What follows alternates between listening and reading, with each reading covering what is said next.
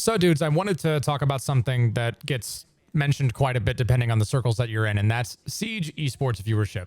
Now, I know that it's esports season and every Siege content creator dips their toes in this water during tournaments for Siege because we would all like for this game's esports scene to be a lot more popular than it is right now. I mean, duh. I've beaten this drum many times. I think Siege is the richest FPS game on the market. It has a level of interplay between strategic and tactical decision making that I think sets it apart from every FPS made. Now, this also creates a massive skill gap that can be somewhat frustrating for new players, and it's kind of a double-edged sword marketing-wise. This is a phenomenon we've talked about ad nauseum. I get it. This video script is tailored more around why I don't think Siege is going to hit massive freaking CSGO numbers and why that's okay. I think we need to stop pretending that's going to happen and learn to live with what we have. And I don't say that as a condemnation of the scene. I don't say that as a pro league is a waste of time sort of statement. I feel the exact opposite. To make my point, I want to talk about a game called Highlight. Now, I knew about Highlight when I was a kid because my uncle owned an antique shop. He had lots of little knickknacks lying around. He also had one of these. It's called a cesta. A cesta is basically a sort of basket glove that gives a Highlight player enough zip on the ball to sling it really hard and fast. I'm pretty sure if I hadn't seen this thing in his antique shop, I probably wouldn't have ever learned what Highlight was. At least, not until I saw a video or two about it on YouTube. Nevertheless, I learned about it because I saw this piece of equipment at his antique shop and asked about it. Highlight used to be a popular source of entertainment in Miami, which isn't insignificant until it wasn't. The game was closely linked to organized crime in the public eye, following a ton of high-profile scandals and player strikes.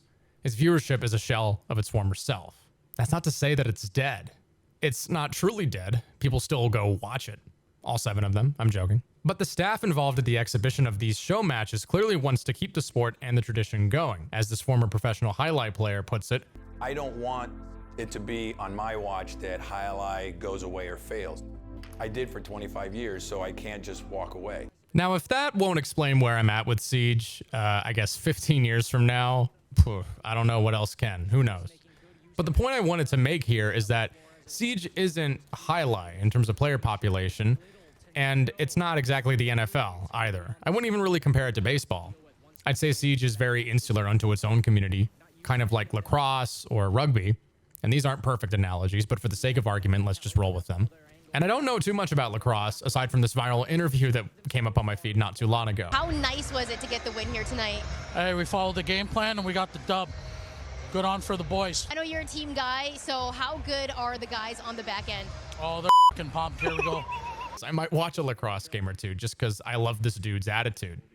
Siege is kind of like that. Siege might occasionally show up in other people's feeds, but the game is kind of its own thing. It attracts the people it attracts and not much else. When we see Siege's numbers and compare them to CSGO or Valorant, I think we're kind of asking ourselves the wrong questions when it comes to esports viewership.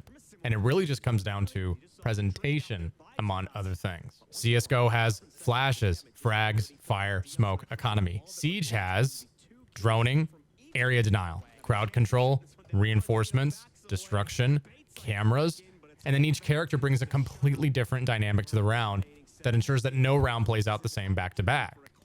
The game is just too freaking complex to introduce to a lot of people, and that's going to alienate people. The thing that keeps Siege Esports going isn't necessarily the gameplay as much as the outcomes and the narratives.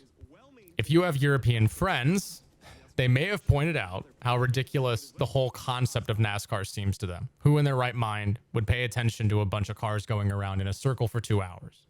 Now, I love using NASCAR as an example of what I'm about to describe because it really does look so freaking simple on its surface. Who would watch this? I'd just rather watch F1. I mean, I personally would rather watch F1. But NASCAR is massive in the American South. This motorsport is one of the biggest cash cows in the country. Why? Because it's a redneck soap opera. I'm not comparing Siege to NASCAR, but there is drama that gets talked about in select circles and narratives to consider whenever players go to different teams. If you follow the scene that closely, then it's probably your thing.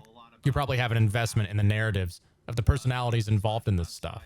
And that's probably more interesting than the actual gameplay itself. At least, that's my working theory. I think Siege is a captivating dance, but only with interesting personalities behind it. It's a sum of its parts. And it can't realistically sustain itself without the bigger picture being accounted for.